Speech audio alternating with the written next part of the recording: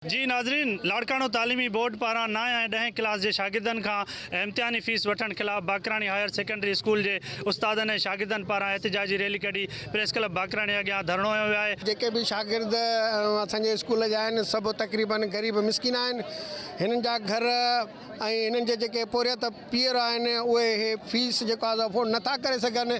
असां गवर्नमेंट खे ऐं वज़ीर आला सिंध खे ऐं सभिनी जेके भी गवर्नमेंट जा आला उहिदेदार आहिनि उन्हनि सभिनी खे गुज़ारिश था कयूं त महिरबानी करे 9, 10, 11, 12 जी जेकी भी फीस आहे उहा हिननि ग़रीबनि शागिर्दनि खां माफ़ कई वञे। एहतिजाज में असां हिन शागिर्दनि सां बहसियत उस्ताद गॾु आहियूं।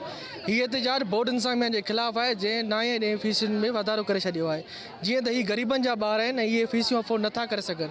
असांजो हीअ एहतिजाज मुसलसिल हफ़्ते खां वठी जारी आहे, पर अफ़सोस सां चऊं था त असेंबलीअ में वेठल नुमाइंदा इन्हनि मौक़िफ़ ते इन इशू ते पुरसरार ख़ामोशी उन्हनि जी ज़ाहिर थी करे त उहे असांजी सिंध जी तालीम तबाह करणु चाहिनि था। Government boys higher secondary school Bakrani सां तालुक़ु रखंदो।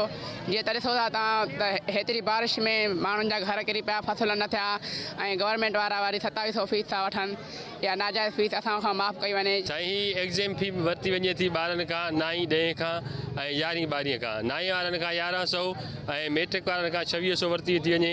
फर्स्ट ईयर वारनि खां बि 1100, इंटर वारनि खां बि 1200 वरिती थी वञे।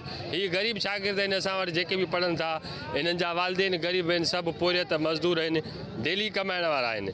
मां government boys higher secondary school में पढ़ी रहियो आहियां। असां इहो मुसलसिल केतिरनि ई ॾींहंनि खां एहतिजाज करे रहिया आहियूं। असांजे लाइ हिन खे को नोटिस न निकितो आहे। मां 9 क्लास सां वास्तो थो रखां, असांखां 1100 रुपया फीस वरिती थी वञे।